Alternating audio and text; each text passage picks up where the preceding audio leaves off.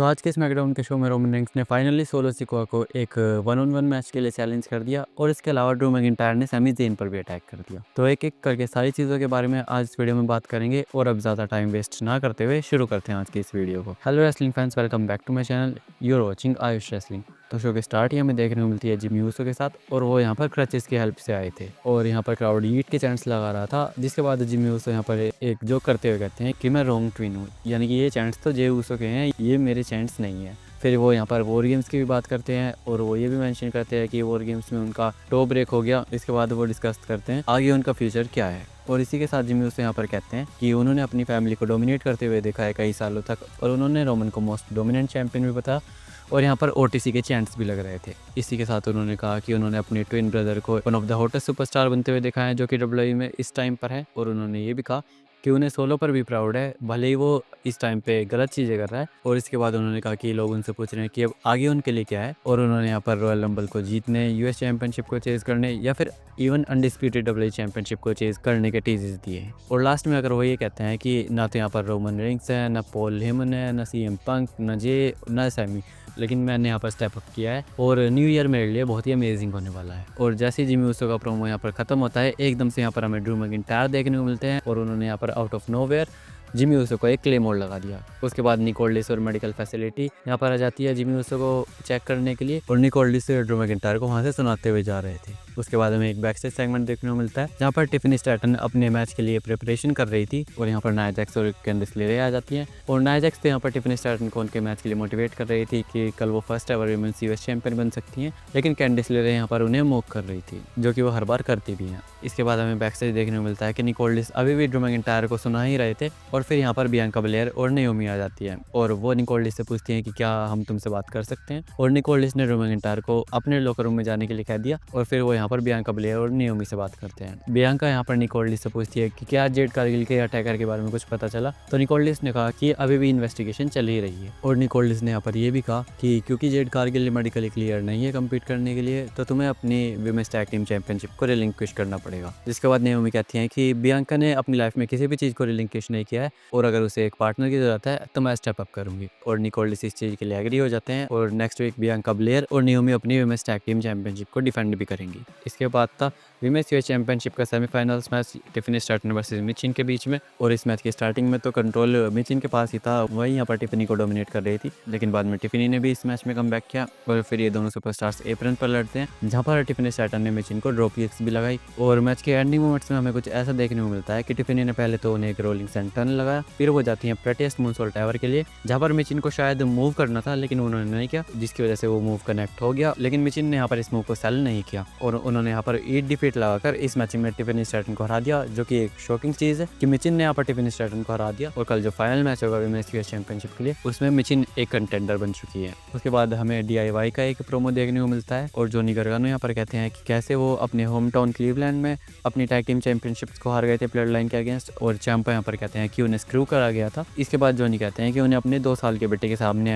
Embarrass होना पड़ा था। उसके बाद ये दोनों यहाँ पर मोटर सिटी मशीन गन्स को भी टारगेट करते हैं और कहते हैं कि वो कैसे एकदम से आगे और उन्होंने हमारा स्पॉट छीन लिया और हमारे टाइटल्स को भी हमसे ले लिया और हमें अपने टाइटल्स को वापस लेने के लिए जो भी करना पड़ता हम वो करने के लिए तैयार थे, भले ही वो मोटर सिटी मशीन गन्स को पिक्चर से आउट करना ही क्यों ना हो। तो यानी कि अभी डीआईवाई और मोटर सिटी मशीन गन्स की फ्यूड कंटिन्यू रहने वाली है। उसके बाद हमें यहाँ पर रोमन रेंस का एक सिनेमैटिक प्रोमो देखने को मिलता है जहाँ पर पॉल हेमन भी बैकग्राउंड में उनके साथ थे और यहाँ पर रोमन रेंस कहते हैं कि ये उनके लिए एक रफ ईयर रहा है और स्प्रिंग से समर में तो सारी चीज़ें फॉल अपार्ट हो गई और इसके साथ उन्होंने यहाँ पर मेंशन किया कि कैसे वो अपनी टाइटल को हार गए, अपनी ब्लड लाइन को हार गए और मोस्ट इंपॉर्टेंटली उनकी उलाफाला भी उनसे छिन गई। और यहाँ पर रोमन ने कहा कि मैंने उलाफाला को लिया नहीं था, बल्कि सोलो के ग्रेट अंकल्स ने मुझे उसे दिया था और मैंने उसे अर्न किया था। इसके बाद रोमन कहते हैं कि जनवरी 6 रो नेटफ्लिक्स प्रीमियर पे क्यों ना एक ट्राइबल कॉम्बैट हो जाए और ट्राइब्स को साइड में रखते हुए एक tribal chief versus tribal chief का मैच करते हैं और रोमन ने यहाँ पर प्रॉमिस किया कि वो अपनी ब्लड लाइन, अपनी उलाफाला और अपनी रिस्पेक्ट को वापस लेकर रहेंगे और एक बार वो ये सारी चीज़ें वापस अर्न कर लेंगे तो वर्ल्ड के पास कोई भी चॉइस नहीं रहेगी बट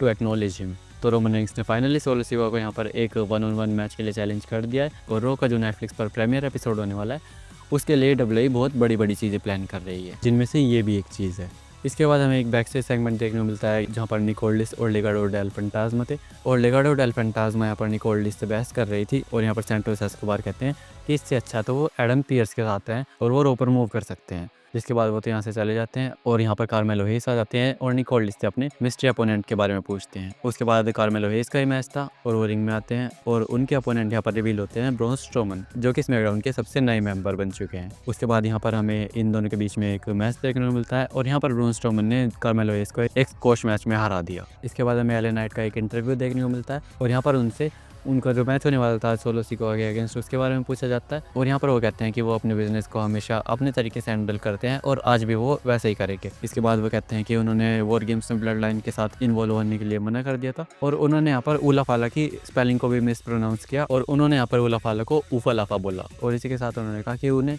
इसकी ज़रूरत नहीं है और उन्हें सिर्फ गोल्ड से मतलब है। और इन द एंड उन्होंने ये भी कहा कि सोलो का रेड नेकलेस उनके गोल्ड बेल्ट के बीच में आ रहा है। उसके बाद solo Sikoa versus LA Knight का ही मैच था और इस मैच के स्टार्टिंग में इन दोनों सुपरस्टार्स के बीच में हमें पंचेस एक्सचेंज होते हुए देखने को मिलते हैं और पूरे मैच में हमें बैक एंड फोर्थ एक्शन देखने को मिला। इस मैच में सोलो ने अपना समवन ड्रॉप भी लगाया था और उन्होंने रोमन जो ड्राइव बाय किक लगाते हैं उसको भी कॉपी किया और वो सुपरमैन पंच को भी कॉपी करने की कोशिश करते हैं, लेकिन एले नाइट ने इसका काउंटर करके उन्हें बैक सुप्लेक्स लगा दिया। और एक मोमेंट पे हमें देखने को मिलता है कि सोलो सिकोआ रिंग के बाहर थे और एले नाइट रोप्स के बीच में से उन्हें ड्रॉप किक लगाने की कोशिश करते हैं जो कि टामा टोंगा को लग जाती है और एले नाइट ने यहाँ पर टामा टोंगा और जेका फाटो दोनों पर ही अटैक कर दिया था। और मैच के एंडिंग मोमेंट्स में हमें ऐसा देखने को मिलता है सोलो सिकोआ यहाँ पर उन्हें एक समवन स्पाइक लगाने की कोशिश करते हैं, लेकिन एले नाइट ने इसको काउंटर करके उन्हें ये एक साइड इफेक्ट लगा दिया, जिसके बाद एले नाइट उन्हें एक टॉप रोप एल्बो भी लगाते हैं, लेकिन सोलो सिकोआ यहाँ पर किक आउट कर देते हैं। और यहाँ पर जेकब फाटो ने आकर एले नाइट पर अटैक करना स्टार्ट कर दिया, जिसकी वजह से ये मैच डिस्क्वालिफिकेशन में एंड हो गया। और मैच के बाद भी ये तीनों सुपरस्टार्स एले नाइट पर अटैक करना कंटिन्यू रखते हैं, जिसके बाद यहाँ पर अंड्राडे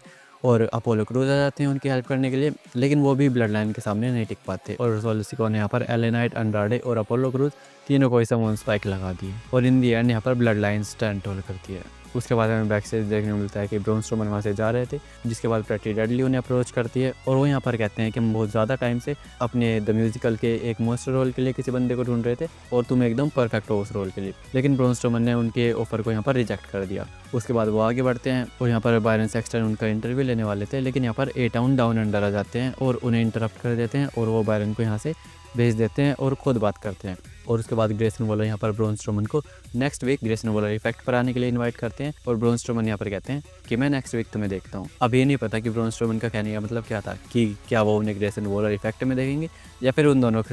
दोनों से एक मैच में डील करेंगे। उसके बाद हमें देखने को मिलता है बेली वर्सेस चेल्सी ग्रीन का एक मैच। ये भी एक ठीक ठाक सा मैच था और इस मैच का रिजल्ट भी एकदम शॉकिंग था, क्योंकि इस मैच में चेल्सी ग्रीन ने बेली को हरा दिया और वो कल के फाइनल्स मैच में कम्पीट करेंगी। उसके बाद हमें मोटर सिटी मशीन गन्स का एक ब्लैक एंड व्हाइट प्रोमो देखने को मिलता है और लास्ट वीक जो DIY ने उनके साथ किया था वो उसी चीज़ के बारे में बात करते हैं और एलेक्स शेली यहाँ पर कहते हैं कि 18 ईयर का जो रिलेशनशिप था मेरे और जोनी गार्गानो के बीच में वो अब ख़त्म हो चुका है, जो कुछ भी गार्गानो ने किया उस वजह से। लेकिन इसी के साथ उन्होंने कहा कि वो समझते हैं ये सारी चीज़ें, क्योंकि tag team titles most important चीज़ है। और उन्होंने ये भी कहा कि नेक्स्ट वीक गार्गानो को समझ आ जाएगा कि मैं हूँ टीचर और वो मेरा स्टूडेंट। तो लगता है कि नेक्स्ट वीक हमें जोनी गार्गानो और एलेक्स शेली के बीच में एक मैच देखने को मिलने वाला है। इसके बाद हमें शिंजुके नाकामुरा का एक वीडियो पैकेज देखने को मिलता है और वो यहाँ पर कहते हैं कि जो एले नाइट के साथ हुआ वो तो सिर्फ शुरुआत थी और ऐसी ही चीज़ें कंटिन्यू रहने वाली है। और यहाँ पर उन्होंने ये भी कहा कि एले नाइट कभी US चैंपियन बनना डिजर्व करता ही नहीं था। इसके बाद बैक स्टेज से टिफनी स्टैटन जा रही होती है और नाया जैक्स और कैंडिस लेरे भी यहाँ पर आ जाती हैं। नाया जैक्स यहाँ पर टिफनी स्टैटन को थोड़ी सिंपैथी दिखाने की कोशिश करती हैं, क्योंकि टिफनी अपना मैच हार गई थी। और फिर यहाँ पर कैंडिस लेरे नाया जैक्स से कहने लगती है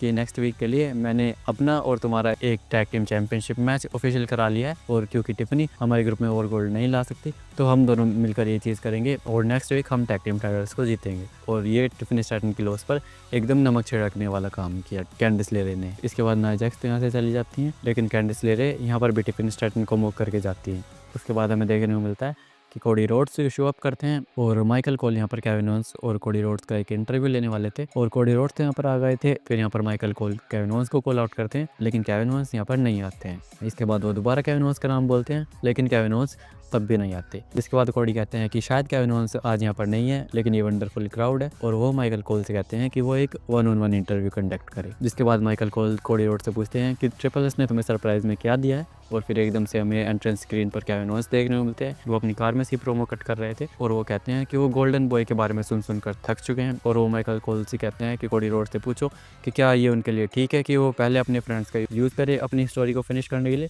और फिर उन्हीं के फेस पे स्पिट कर दे रोमन रेंस के साथ टीम अप करके। केविन ओवेंस कोडी को सच बताने के लिए कहते हैं और इसी के साथ वो कहते हैं कि कोडी को एडमिट करना होगा कि वो वैसा ही बैड फ्रेंड है जैसे कि वो एक बैड सन और एक ब्रदर है। और इसके बाद केविन ओवेंस कहते हैं कि ये मैटर नहीं करता कि कोडी रोड्स कब तक चैंपियन है या फिर वो कितने मेन इवेंट्स में रहने वाला है। कोडी रोड्स को एज स्टार्टर्स देखना हमेशा ही ज़्यादा इंटरेस्टिंग होगा। और कोडी रोड्स यहाँ पर एकदम फ्रस्ट्रेटेड हो जाते हैं और फिर वो केविन ओवेंस को ढूंढने के लिए निकल जाते हैं और बैक से थोड़ी देर वो ढूंढते हैं केविन ओवेंस को और केविन ओवेंस ने वहाँ पर उन पर पीछे से आकर अटैक कर दिया। फिर ये दोनों सुपरस्टार्स बैक से लड़ते लड़ते रिंग की तरफ आते हैं और यहाँ पर सिक्योरिटी उन्हें रोकने की कोशिश करते हैं लेकिन ये दोनों सुपरस्टार्स नहीं रुकते हैं और इन द एंड हमें देखने को मिलता है कि सिक्योरिटी गार्ड्स ने कोडी रोड्स को पकड़ा हुआ था और केविन ओवेंस इस चीज़ का फायदा उठाते हैं और उन्होंने अनडिस्प्यूटेड चैंपियनशिप को उठा और कोडी रोड्स पर उसी से अटैक कर दिया और ऐसे स्मैकडाउन ऑफर चली जाती है। तो कल इन दोनों के बीच में हमें WWE अनडिस्प्यूटेड चैंपियनशिप के लिए मैच देखने को मिलने वाला है सैटरडे नाइट्स मेन इवेंट में। और कमेंट्स में आप ज़रूर बताना कि आपको क्या लगता है कि क्या केविन ओवेंस कल कोडी रोड्स को हरा पाएंगे या फिर नहीं। और आई होप कि आपको ये वीडियो पसंद आई होगी। तो अगर ये वीडियो पसंद आई हो तो वीडियो को लाइक करना, चैनल को सब्सक्राइब करना और ट्राइबल चीफ रोमन रेंस को एक्नॉलेज करते हुए खत्म करते हैं आज की इस वीडियो को। Thanks for watching.